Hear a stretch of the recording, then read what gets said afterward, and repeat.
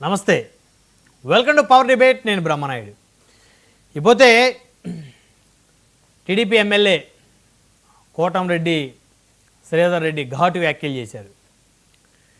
చంద్రబాబు నాయుడు తమను ఆపుతున్నారని, తమ చేతులు కట్టేశారని, లేకపోతే వైఎస్ఆర్ కాంగ్రెస్ పార్టీ నాయకుల్ని ఒక్కొక్కరిని వెంటాడేవారమని ఆయన కొన్ని సంచలనమైన కామెంట్ చేశారు. సో అదేవిధంగా జీవిత ఖైదీ శ్రీకాంత్కి పెరోల్ ఇచ్చినటువంటి అంశం మీద కూడా ఆయన మాట్లాడారు. ఎందుకంటే ఈ మధ్యకాలంలో దాదాపు 4-5 రోజుల నుంచి కూడా జీవిత ఖైదీ శ్రీకాంత్కి పెరోల్ ఇవ్వటం, మరి ఆయన్ని అరుణ్ అనేటువంటి ఒక లేడీ కలవటం, వాళ్ళకి సంబంధించినటువంటి కొన్ని వీడియోలు కూడా బయటికి రావటం, అవి అందరూ కూడా చూసినటువంటి అంశమే.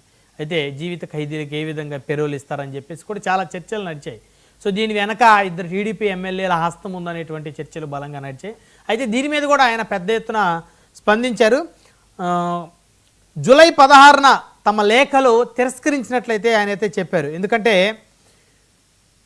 జూలై 16కు ముందు మరి ఎవరైతే జీవిత ఖైదీ శ్రీకాంత్ ఉన్నాడో ఆయనకి పెరోల్ ఇచ్చారని, జూలై 16న వారి లేఖలు తిరస్కరించారని, అధికారులు రాతపూర్వకంగా సమాచారం ఇచ్చారని చెప్పేసి చెప్పారు ఎమ్మెల్యే కోటంరెడ్డి శ్రీధర్ రెడ్డి గారు.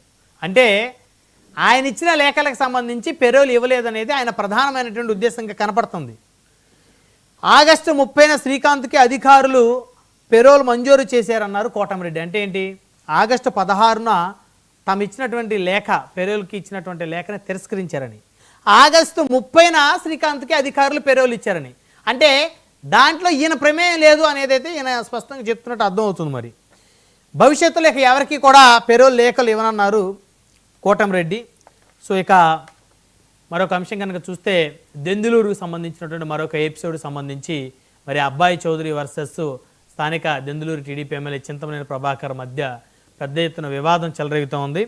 ఒక అబ్బాయి చౌదరిని చంపితే 1000 మంది అబ్బాయి చౌదరులు పుట్టుకొస్తారన్నారు మాజీ మంత్రి పేరు నాని. సో ఇదొక అంశం. మరొక అంశం చూస్తే మాజీ ఎంపీ అనంత వెంకటరామరెడ్డి, మరి ఈయన అనంతపురం పార్లమెంట్కి 4 సార్లు ఎంపీగా పనిచేశారు. అనంతపురం అర్బన్కి వైసీపీ నుంచి ఒకసారి ఎమ్మెల్యేగా పనిచేశారు. సో ఈయన కొన్ని కామెంట్స్ చేశారు కీలకంగా. జూనియర్ ఎన్టీఆర్ గారి తల్లిని తిట్టినప్పటికీ కూడా ఇంతవరకు తెలుగుదేశం పార్టీ అధిష్టానం ఎలాంటి చర్యలు తీసుకోలేదన్నారు. ఎందుకంటే అనంతపురం అర్బన్ ఎమ్మెల్యేగా ఉన్నటువంటి దగ్గుపాటి వెంకటేశ్వర ప్రసాద్ గారు ఇప్పుడు ఈ వివాదంలో చిక్కుకొని వెలువెల్లాడుతూ ఉన్నారు. ఆల్రెడీ చంద్రబాబు నాయుడు గారు పిలిపించారు, మందలించినట్లు కూడా మరి తెలుస్తూ ఉంది. సో అయితే చర్యలు ఏమీ తీసుకోలేదని చెప్పేసి అయితే ఆయన అయితే మండిపడ్డారు. అంశాలన్నీ చర్చిద్దాం. ఇదే వాళ్ళ పవర్ డిబేట్, రసవత్తర రాజకీయం. ఈ డిబేట్లో మనతో పాల్గొనడం కోసం